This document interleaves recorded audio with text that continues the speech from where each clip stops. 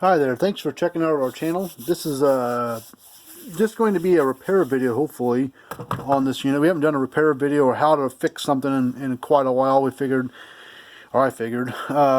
maybe I'd do one. You know, I haven't torn this unit yet. I don't know what's wrong with it. I haven't plugged it in. But as we get into this thing, if you'd like to subscribe to our channel, we'd appreciate that. If you'd like to hit the thumbs up button, if you like the video, we appreciate that as well. You can find out a little bit more about us at our website, which is fencerfixer.com. That's Fencer and Fixer, both spelled with an F as in Frank. And I'll make sure to put a link down in the description there you can click on, or at least a website name you can copy and paste and put into your browser deal in Google or something. But anyway, this is a Gallagher M300. This is an older model that they no longer make. They made it for quite a while though. It was around from about 2005 to about 2016, 17, I'd say, somewhere in that range. This particular unit is a 2012 model. This is the back of the case, has some of the numbers. But if you look at the back of your unit, if you got one of these, or a unit that looks very similar to this, like an M150 is another model that Gallagher made. It looks like this one. And they had a B80, B180, B280 that looks similar to this as well, so I had a switch on it. But anyway, look at the back of it, and you'll see this long number on the right here. So it's the 1 typically. And if you look at the first 4 digits, that's the most important ones. The first 2 is the year, and the third and fourth numbers are the week of that year. So this was manufactured 16th week of 2012. That's when the unit was built, and you can tell this one's been around a little while. This is usually a nice bright Gallagher orange, but it's faded to like almost a yellow. But anyways, this has a green light that comes on here and a row of lights that flash on here. It has 2 reds, 2 yellows, and 2 greens. A little graph there, light graph there. So I'll plug it in, and it doesn't do anything. Alright, so I'm going to pull it open and see what we can figure out with this thing. Now, Gallagher units and most brands nowadays are all UL listed, and if they're UL listed here in the States, they have in their AC model, they typically have some kind of tamper-proof Torx on them, which this has got 4, 1 in each corner, and most of them are a T20 on this style, so it's a T20 security Torx.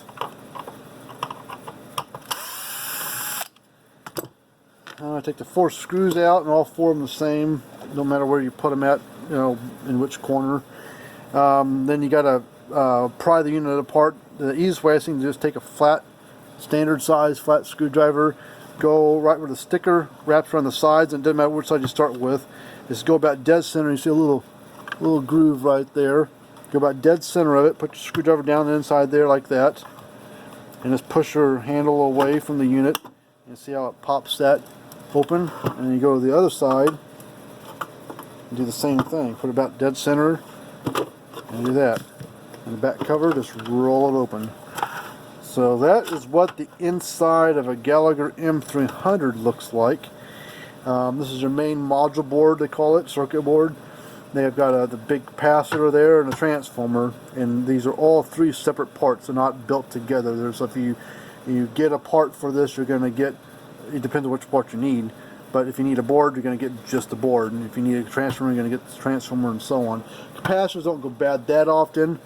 There's no polarity on the capacitors, but it doesn't hurt to check one just to make sure.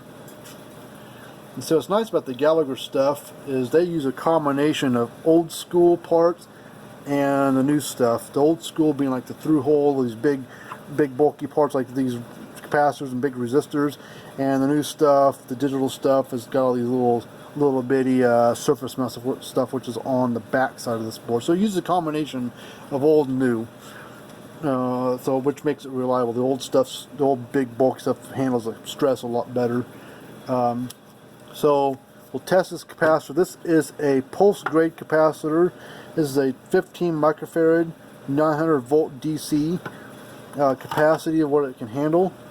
To check a capacitor, you got to have a meter that can test capacitors, and this is a Fluke 115, but there's a bunch of other meters out there that do it. But most meters multimeters don't test capacitors, and it's not a thing that people need to do all the time. But that's the symbol for a capacitor, that little yellow one there.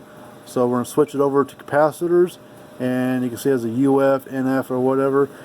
It stands for nanofarads or microfarads for the little U.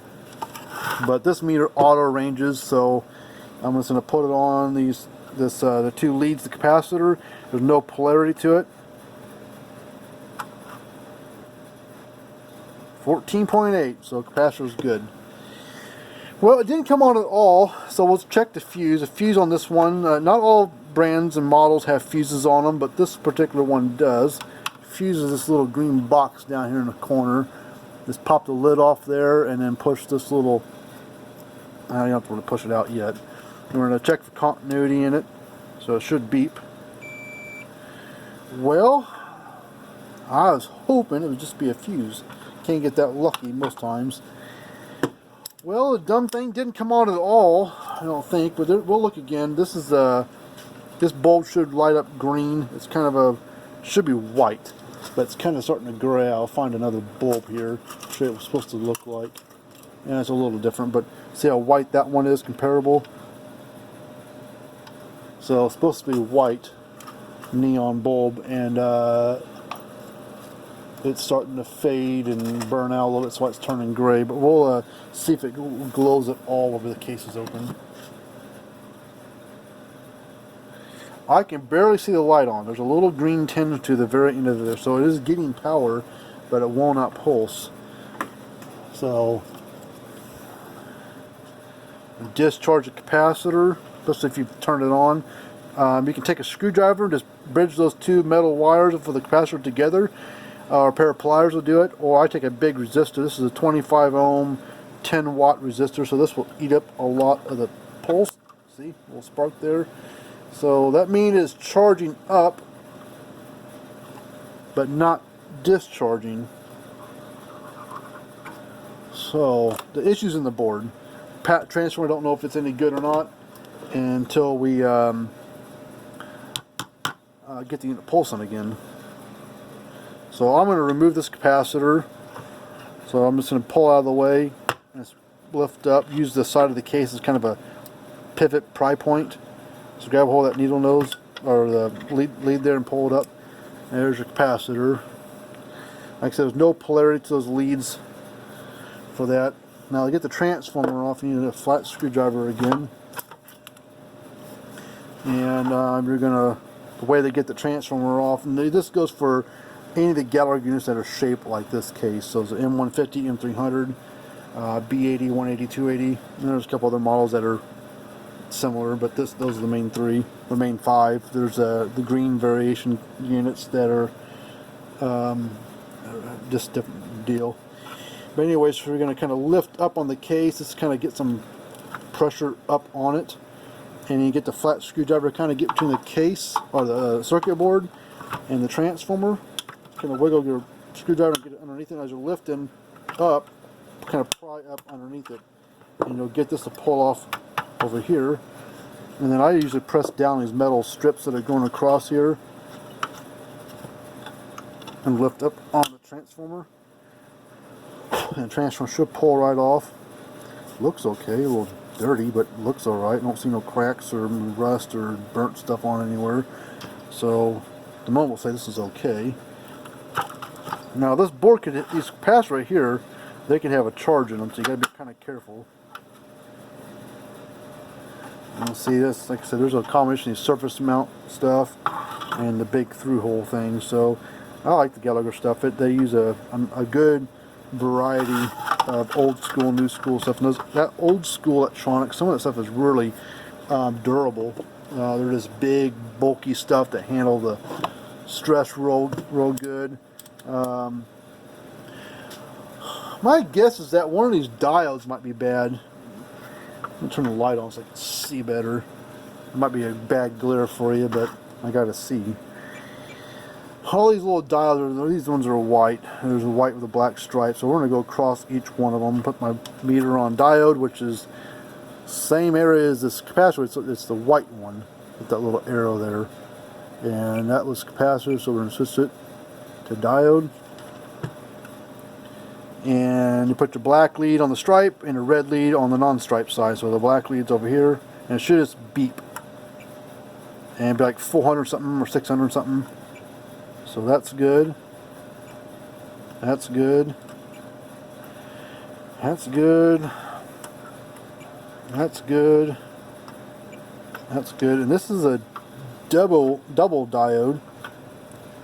It's wrapped up in heat shrink inside there.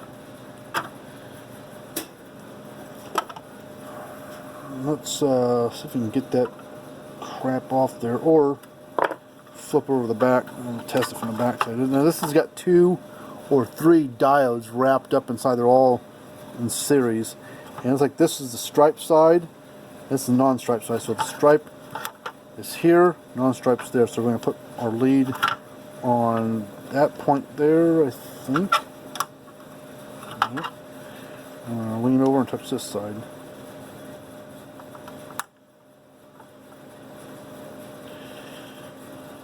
Well, it didn't beep, but it gave me a reading.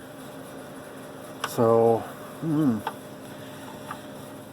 unless one of these SCRs is bad, but they don't go bad. Let's test these other versus black diodes over here and check those. Same thing, this black lead goes on the stripe, red lead on the non-stripe side. Beeps, and it gives me a reading.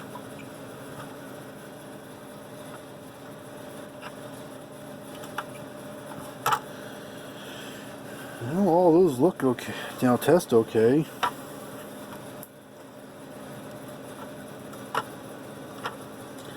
Hate that heat shrink stuff.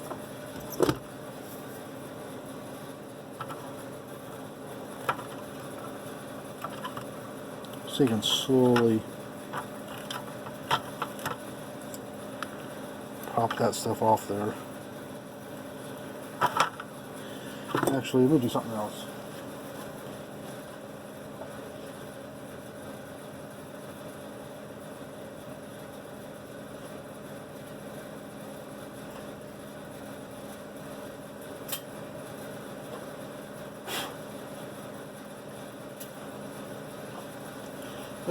This is a good board. You can see it's a little bit different. It's got more crap on it. See how much bigger the diodes are on these things now than what they used to be? And the capacitors are bigger, so it might be best just to install a new board. I will try to fix this board, but I don't want to burn through a lot of time doing that. I want to get this unit going for the customer. So we will just install a new board right now, and then later on when I get some downtime and not having to work on so many units, I will sit down and try to actually repair that board and have it as a good spare board. This had some dirt and grime in it.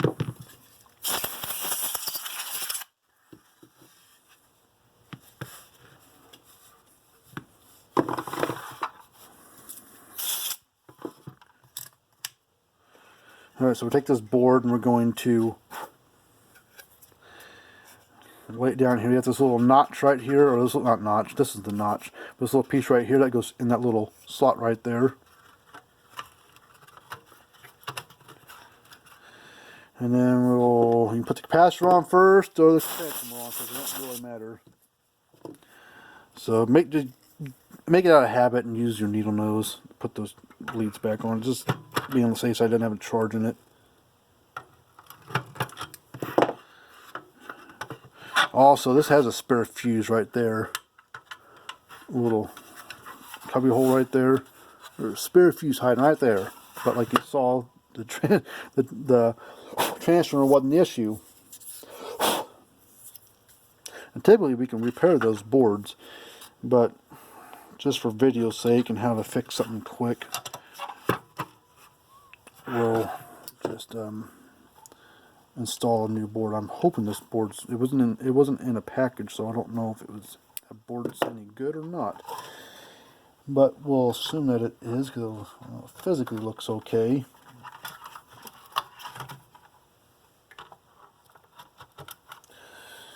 Alright, I'm going to just, while it's open, I'm just going to plug it in and see what happens.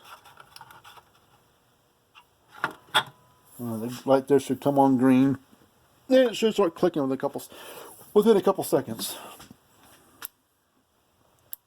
Alright. So we're good there. Before I close it up, put the screws back in it, I'm going to test the output of it, make sure that the transformer is good. So I'm going to take my meter, I'm just going to clip on these two little metal strips here, which are tied to my fence and ground, and we should get about 6,000 volts, give or take.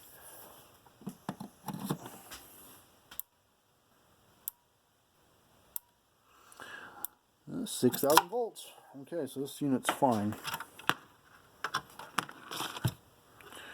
Now, you got this gasket here.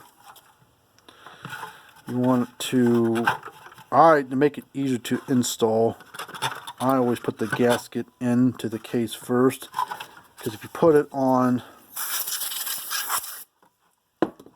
leave it on this side, it's a bear to get back together because it builds up it just gets in the way. So I just want to squeeze the case. Oh, yep, gotta put the screws back in. Like I said, these are T20 tamper-proof Torx. All four the same. Hopefully you like this video. This was a nice little quick one to work on. Some of them can be a little bit more of a pain, but this one wasn't too bad. If you've got if you've got one like this and you want us to take a look at it for you, we'd be happy to work on it. We do sell parts for these things, so if you want to do the repair yourself, don't have a lot of new parts except for the capacitor and transformer. Boards, we sometimes have rebuilt boards. Sometimes we do, sometimes we don't. But sometimes it's just best to send the thing in. And if the board's bad, or can be repaired, we'll fix the board for you. If we need to install a new board, we'll install a new board. But typically we just repair the boards. But got your little row of lights there flashing.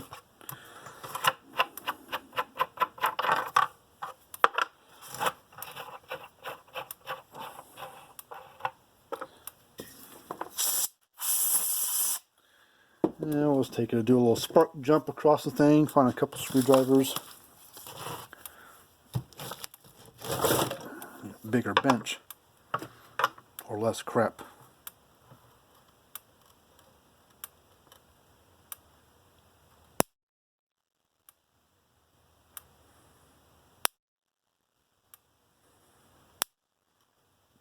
There we go. Didn't have the right. Come on.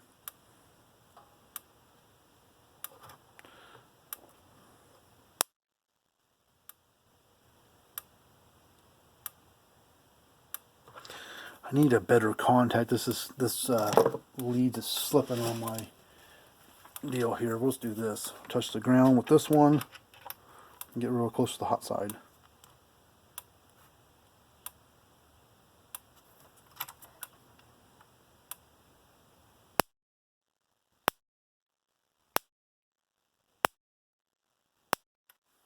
Oh. Yeah, it's having a bad time because it's kind of got a little bit of a slope to the front of it here. It's kind of curved. So if you don't get it nice and flat and flush on there, it's hard to get a good contact on it. But you can see it's working like it's supposed to now. So hopefully this was some benefit for you. You know, if you've got one you want worked on, we'll work on. We work on all brands under the sun: Gallagher, PowerMac, Power Wizard, Zariba, American Farm Work, Blitzer, International.